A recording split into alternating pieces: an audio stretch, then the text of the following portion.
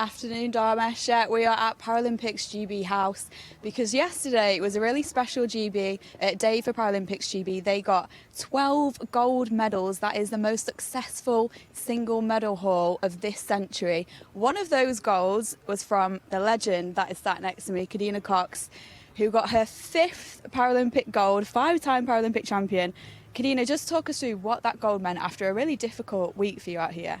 Yeah, it did mean a lot. Like, I think just to be able to pick myself up after going down, it took a lot. Like, I really struggled mentally for the kind of few days before that, and I didn't want to get on the start line.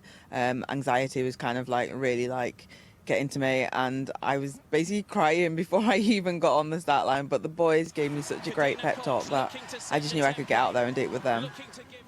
You said that you kind of shut yourself away for about 48 hours, which is totally understandable, but how on earth do you go from that low to that high and going back and winning that gold medal again?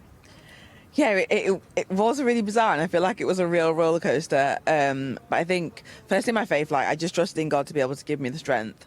But then also just like my family, my friends, like so many people were messaging me, like so many like different like comments and tweets, and I wasn't replying to anyone because I just didn't want to talk to anyone. But all the messages really like filled me and just reminded me like what I'm capable of. And sometimes you just need someone to tell you that you can do it. And yeah, it just kind of gave me the strength. And my mum was here, which was also made it a little bit easier. We know you can do it. This is your 7th Paralympic medal, your 5th one that is gold. How does that feel to be a 5-time Paralympic champion? I'm not gonna lie, I don't like odd numbers, so I quite like another one. But it is pretty impressive. Like, if you'd have, like, we know each other, if I'd been sat with someone like, 20 years ago and they said this is what would have happened, I wouldn't have believed them. Being able to be this successful and over this like span of time when there's such youth coming through that are all really talented, it does make me feel, really proud of myself that I'm able to continue to keep being successful. You have had a difficult season. You speak so openly about eating disorders and what you go through with your own mental health, as well as that really bad calf injury. Just tell us what it's taken to get here, to get to Paris and to be able to compete. Yeah, it's been pretty rough. Like, I've really, really struggled with my eating disorder.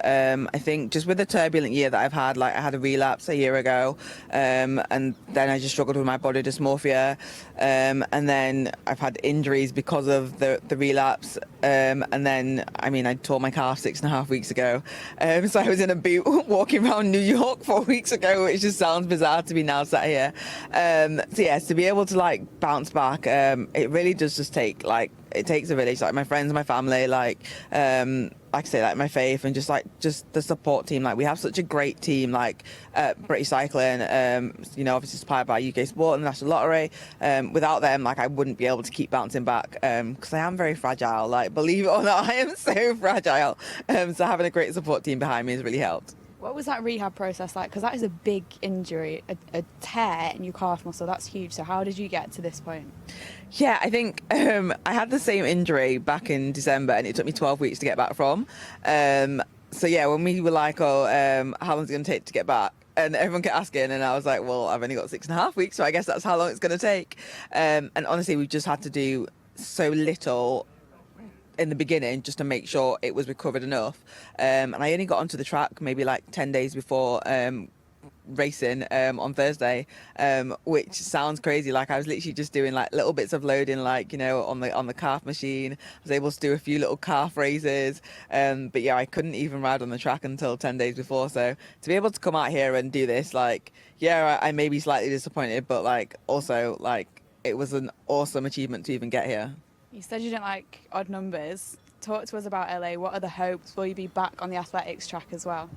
I am getting slightly old, so I didn't want to be, but LA is going to be so amazing. Like, having watched the opening ceremony, like the Olympic closing ceremony, Americans are so OTT, but like, I feel like that's just going to make an absolute vibe going to LA. So I do want to go. I do want to get back into athletics. It's my first love. Like, I just love being on an athletics track, and it's outdoors, so I actually get to enjoy the sunshine rather than just the sweaty heat of the velodrome.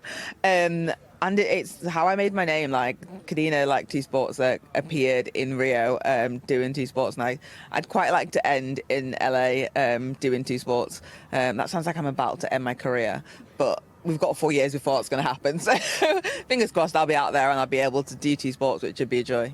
Another place you're going to enjoy the sunshine is Bali. I read on your Instagram. Talk to me about that. How are you going to celebrate before that as well? So I'm hoping, I'm one of 7 children. I'm hoping my sisters are planning a really, really big party. I'm hoping they're listening to this.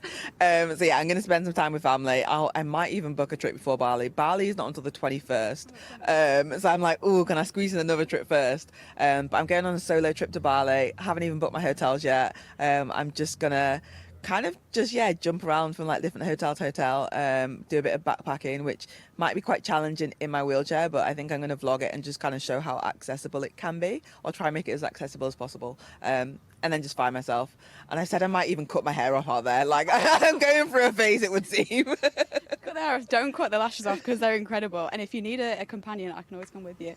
Kadeena Cox, 5-time Paralympic champion, thank you so much for chatting to us. Go and enjoy the rest of the games. We all have all the updates across Sky Sports News for the rest of the Paralympic Games. Miriam, fantastic stuff. Thanks very much for now.